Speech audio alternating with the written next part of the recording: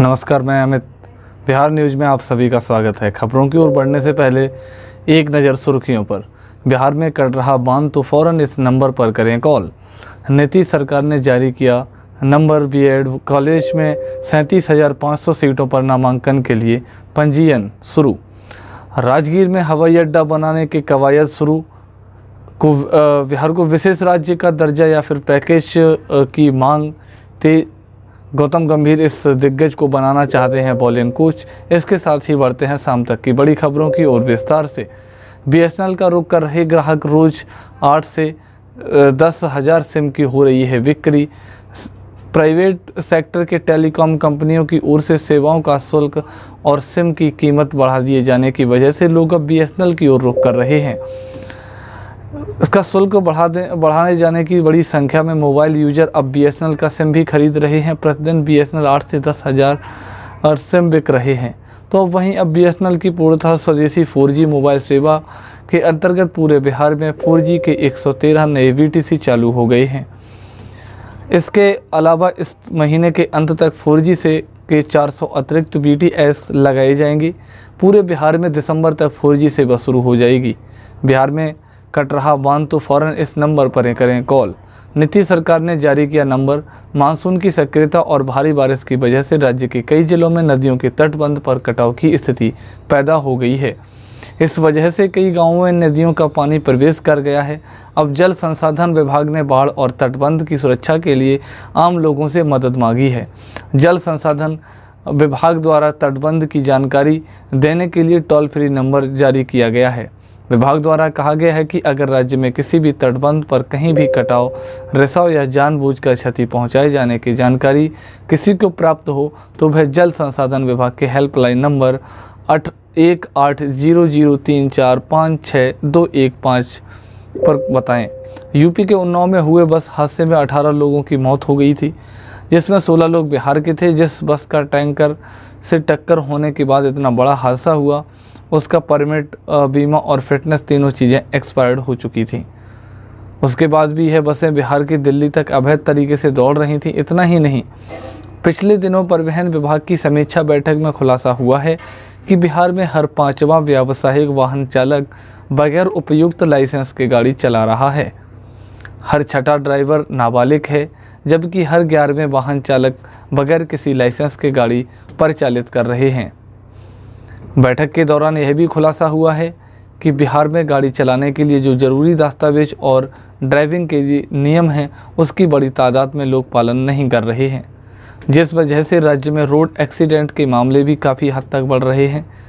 नालंदा में 6 फर्जी शिक्षक पर होगी बड़ी कार्रवाई। एक शिक्षक गिरफ्तार हो चुका है। बिहार के नालंदा जिले में स्थित सिलाव प्रखंड के विभिन्न स्कूलों में फर्जी तरीके से नियुक्त किए गए 6 शिक्षकों पर निगरानी विभाग के पुलिस निरीक्षक की ओर से कार्रवाई तेज कर दी गई है। पुलिस निरीक्षक सह जांचकर्ता लाल मोहम्मद ने नालंदा थाना क्षेत्र के बंधवा जा रही निगरानी विभाग के पुलिस निरीक्षक ने सह जांचकर्ता लाल मोहम्मद ने बताया कि जिला कार्यक्रम पदाधिकारी नाल एवं प्रखंड शिक्षा पदाधिकारी सिलाव और राजगीर द्वारा उपलब्ध कराए गए फोल्डर के अवलोकन के उपरांत पत्रों की जाँच में फर्जी पाया गया है। वहीं अन्य प्रमाण पत्र की जांच में सत्यापन प्रतिवेदन गलत पाया गया। पटना में जल्द ही शुरू होगा 26 करोड़ की लागत से बना ताज़ा होटल। बिहार की राजधानी पटना में जल्द ही 5 सितारा होटल ताज शुरू होने जा रहा है। लोदीपुर में बने सिटी सेंटर मॉल में 236 करोड़ की लागत से होटल ताज बनकर तैयार है। पर्यटन मंत्री नीतीश मिश्रा ने गुरुवार को नई पर्यटन नीति के तहत होटल ताज सिटी सेंटर का शुभारंभ का आशय पत्र जनरल मैनेजर सिद्धार्थ जॉन को सौंप दिया है।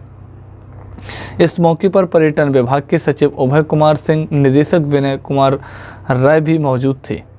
पर्यटन मंत्री नीतीश मिश्रा के अनुसार यह टूरिज्म पॉलिसी के तहत राज्य में पहला बड़ा निवेश है। सोलर गिरोह के मेंबर हुक्माराम पर बड़ी हुई है कार्रवाई। जोधपुर एम्स ने किया निलंबित। राजस्थान से नीट परीक्षा मामले में बड़ी कार्रवाई हुई है। प्रयागराज के परीक्षार्थी राज पांडे की जगह परीक्षा देने वाले 16 हुक्मराम का जोधपुर एम्स में निलंबित कर दिया गया है। हुक्मराम जोधपुर एम्स में MBBS तीसरे वर्ष का छात्र है। बता दें कि हुक्मराम को मुजफ्फरपुर में डीएवी स्कूल सेंटर पर डमी परीक्षार्थी के रूप में हॉल में घुसने से पहले ही पकड़ लिया गया था, मगर बाद में वह स्कूल से ही फरार होने में कामयाब हुआ। हुक्मराम के खिलाफ मिठानपुर थाने में नीट के खिलाफ जो चीज़ें निकल के आई हैं, फर्जीवाड़ा के मामले में साथी चीज़ें निकल के सामने आ रही हैं।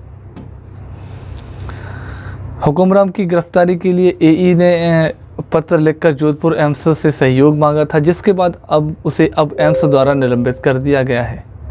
बीएड कॉलेज में 37,500 सीटों पर नामांकन के लिए पंजीयन शुरू। राज्य के सरकारी एवं निजी 343 बीएड कॉलेज 37,500 सीटों पर नामांकन के लिए पंजीयन की प्रक्रिया गुरुवार से ही शुरू कर दी गई है। 20 जुलाई तक पंजीयन ऑनलाइन करना होगा। पंजीयन के समय ही कॉलेज या संस्थानों का चयन भी करना होगा। न्यूनतम 3 और अधिकतम 9 कॉलेज का चयन अभ्यर्थी कर सकते हैं। पंजीयन करना काउंसलिंग के लिए अनिवार्य है। अनारक्षित वर्ग को काउंसलिंग के लिए VC/EBC, महिला EWS दिव्यांग के लिए 50 एवं SC/ST के लिए 500 बिहार की लगभग फीस रखी गई है। बिहार की पर्यटक नगरी राजगीर में वो चीज़ें एक बार फिर से हवाई अड्डा बनाने की कवायद शुरू की गई है।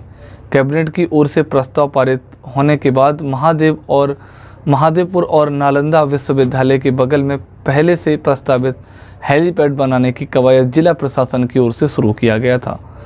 उस जमीन और आसपास की ज़मीन की पैमाइश भी राजगीर अंचल की ओर से कराई गई थी, मगर अपेक्षित लंबाई नहीं होने की वजह से दूसरे स्थान की तलाश अब शुरू की गई है।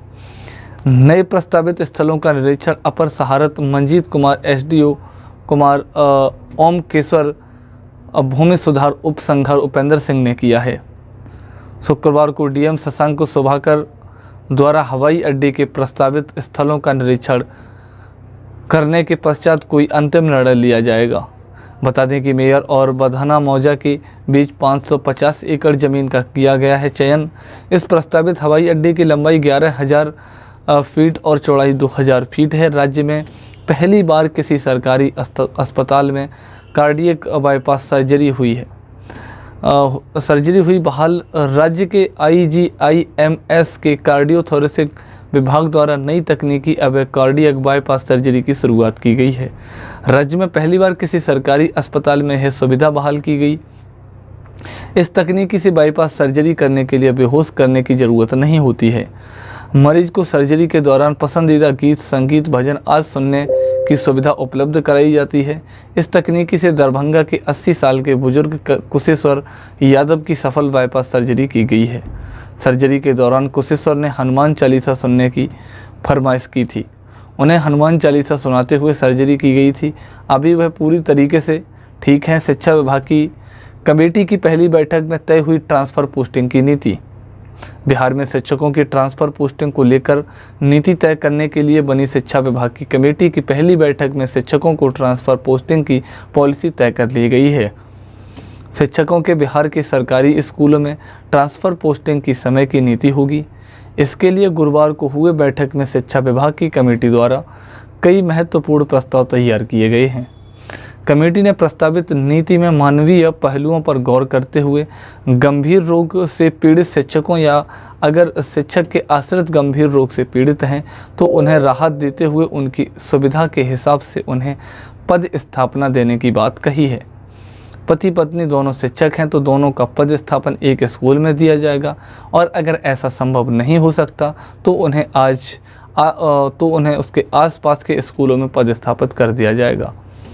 अनंत अंबानी की शादी में बिहार की ममता और पूजा लाएंगे बिहारी व्यंजनों का मजा। मुकेश अंबानी और एवं नीता अंबानी के बेटे अनंत अंबानी की शादी समारोह में देश विदेश के मेहमानों को बिहारी व्यंजन का स्वाद चखने का मौका मिलेगा। अनंत अंबानी के आशीर्वाद कार्यक्रम में 13 जुलाई को बिहार के मोती झील निवासी ममता साहू और पूजा साहू को बिहारी व्यंजनों को तैयार करने की जिम्मेदारी सौंपी गई है। ममता और पूजा पार्टी में लिट्टी चोखा गया, पोस्ता दाना की रोटी, जमरू कटहल बिरयानी और पूरी सब्जी आदि बिहारी व्यंजनों को परोसेंगी। बता दें कि वर्ष 2011 में मां और बेटी ने पाल बेली नाम से बिहारी व्यंजनों का रेस्टोरेंट खोला था। इसके दिल्ली में बिहार निवास के अलावा दिल्ली एवं पटना में कई केंद्र हैं। वाराणसी कोलकाता ग्रीनफील्ड एक्सप्रेसवे को बिहार में एलिवेटेड बनाने की कवायद शुरू। राज्य सरकार की ओर से वाराणसी कोलकाता ग्रीनफील्ड एक्सप्रेसवे को बिहार के हिस्से में एलिवेटेड बनाने का प्रस्ताव केंद्र सरकार को भेजा गया है। क्योंकि इस सड़क में निर्माण में करीब 70,000 पेड़ काटे जाने हैं, जिनमें अधिकतर पेड़ करीब 100 साल तक पुराने हैं। ऐसे में इन सभी पेड़ों का पर्यावरणीय महत्व है। इस स्थिति में पर्यावरणीय वन एवं जलवायु परिवर्तन विभाग की ओर से पेड़ काटने के लिए मंजूरी देने से इनकार कर दिया गया है। ऐसे में राज्य सरकार की ओर से केंद्र सरकार सहित एक्सप्रेसवे से संबंधित अधिकारियों को एलिवेटेड सड़क बनाने का प्रस्ताव भेजा गया है। विभाग के अनुसार यह सड़क राज्य के हिस्से में एलिवेटेड बन जाने से 70,000 की जगह मात्र 1,000 पेड़ काटने पड़ेंगे और साथ ही एक्सप्रेसवे बन जाने से राज्य के विकास में बाधित नहीं होगा। बता दें कि बिहार के हिस्से में इसकी अनुमानित लागत करीब 1,000 करोड़ रुपए के आसपास लग रही है और इसका निर्माण 2026 तक पूरे होने की संभावना है।